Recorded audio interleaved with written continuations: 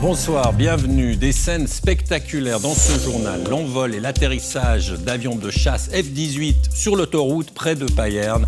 C'est le premier exercice du genre depuis plus de 30 ans en Suisse. L'armée veut répondre à l'accroissement des menaces militaires en Europe et accessoirement, elle aura séduit les nombreux passionnés d'aviation. Nous tirerons un bilan avec Michael Maverick Maccabé. Des avions de chasse sur une autoroute, c'est la scène exceptionnelle qui s'est produite aujourd'hui à Payerne dans la Broye. L'accroissement des tensions militaires en Europe a poussé l'armée suisse à organiser un exercice d'envol et d'atterrissage sur route. Ça n'était plus arrivé depuis la fin de la guerre froide, il y a plus de 30 ans. Michael Maccabé, Rouven Gessa. Une première, un FA-18 se pose sur l'autoroute près de Payerne. Le dernier exercice du genre remonte à la fin de la guerre froide en 1991. Mission accomplie pour ces pilotes d'une nouvelle génération. Est-ce que vous avez mis une vignette sur tous les avions ? Je ne sais pas si elles y sont sur toutes, mais en tout cas sur le nôtre, elle y était ce matin. Là. C'était bien planifié, on ne voulait pas laisser de place à l'erreur, disons. Et puis je pense que je parle encore de mon point de vue de pilote, on prend l'expérience, les impressions avec de cette fois, et puis qui pourront sûrement servir si on doit le refaire ailleurs.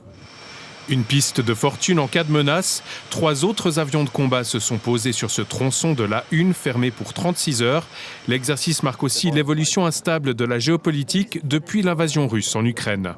On doit vraiment augmenter la capacité de défense. Et ça, c'est une mesure d'aller dans ce sens.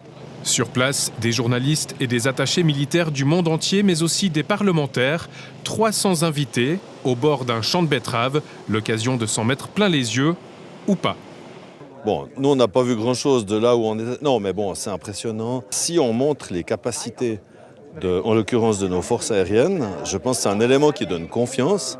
Puis quand on a confiance, on est plus enclin à mettre les moyens nécessaires. Une majorité bourgeoise veut absolument à toute vitesse augmenter les dépenses pour l'armée. Bien sûr, l'armée, c'est une assurance ultime, mais ce n'est pas la seule chose qu'il nous faut. Quant au FA-18, ils sont repartis comme ils sont arrivés, à environ 250 km/h sur l'autoroute.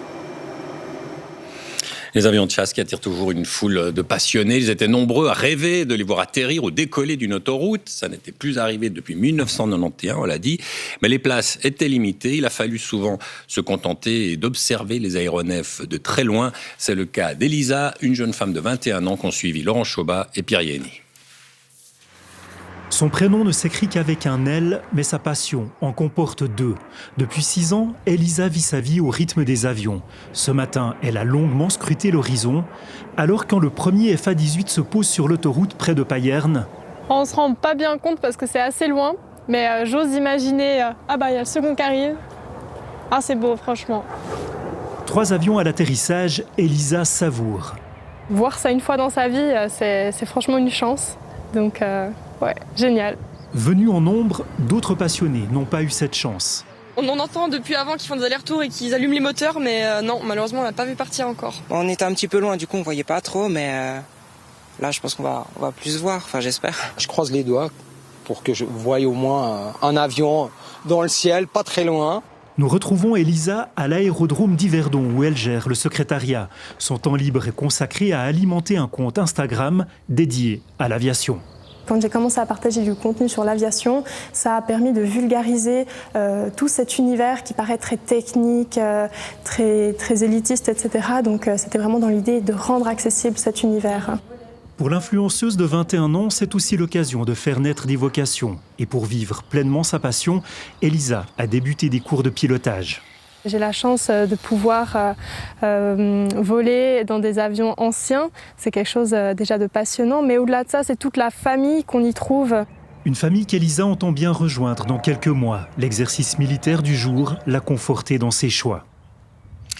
Michael Maccabé, on vous retrouve sur cette autoroute où ont atterri les F-18 Hornet, les frelons, tout à l'heure. C'était spectaculaire, on l'a dit. C'était aussi un moment très important pour l'armée suisse.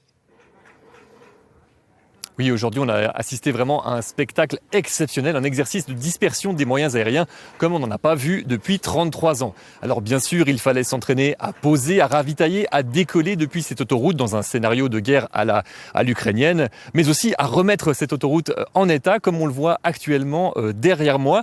Mais cette opération, c'est aussi une formidable opération de communication, attachés militaires, photographes amateurs, blogueurs, journalistes parqués à 300 mètres d'ici dans une tribune et qui sont repartis avec des autocollants et des chocolats de l'armée.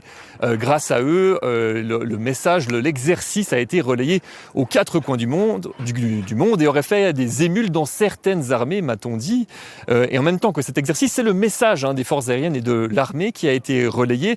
L'armée suisse veut convaincre tout le monde qu'elle mette à profit son budget, qu'elle est capable de répondre aux défis sécuritaires liés à la détérioration de la situation géopolitique. Et ce message a été porté par la présidente et ministre de la Défense, Viola Amherd. Un message qui était aussi destiné aux parlementaires, qui avaient le droit, eux, de voir le décollage depuis tout près et qui, ça tombe bien, votent sur une augmentation du budget militaire en ce moment. Merci beaucoup, Michael.